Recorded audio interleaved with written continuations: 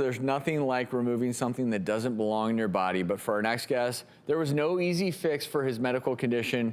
He was reminded of it every single time he looked in the mirror. I remember when Tony got the first keloid. I was around 9 years old. I fell and hurt my stomach, and a growth formed. We went to the doctor, and that's when I first found out that I had keloids. That was the first of many to come. Keloids started to form on my face when I was in my 20s. I cut myself shaving. You wouldn't believe it that a razor cut turned those into such terrible looking sores on his face.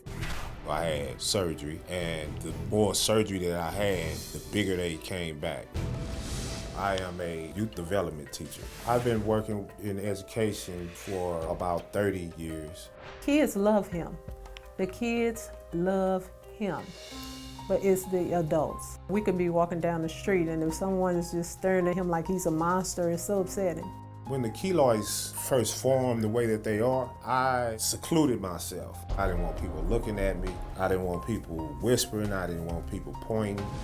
I'm constantly in pain. The keloids, they itch really bad. A lot of nights I lose sleep because of the pain.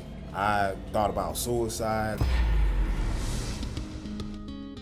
Our niece was watching the doctors one day, and she saw a man on there that had keloids. This guy, Keenan, he had keloids on his face. Keenan's story gave me great hope. It would be a dream come true for him to truly have all of those keloids off of him.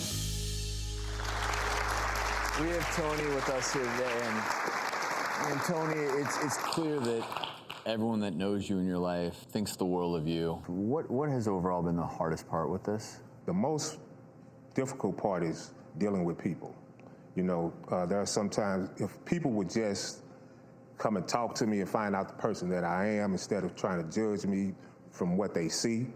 You know, since I've been here, you know, people have been looking, and I'm like, you know, my sister gets upset and I have to calm her down, but I've gotten to the point to whereas I don't necessarily, you know who you are. I know who I am. And, That's you pretty literally impressive. had to reprogram just the way you interact, but it's interesting, your students, the younger people, the people you would think wouldn't understand, Exactly. They accept and understand it the best. Exactly.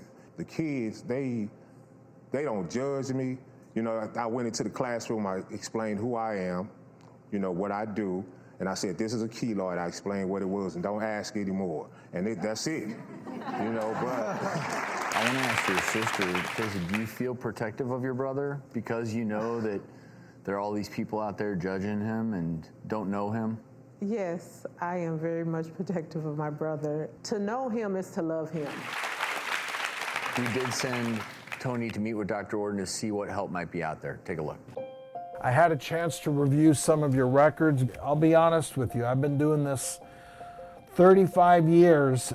This is the most severe case of head and neck keloid formation that I've ever seen. I can only imagine how you're suffering with this. Let me take a closer look here for you. It's attached in certain spots, and then other spots, Right. It's not attached.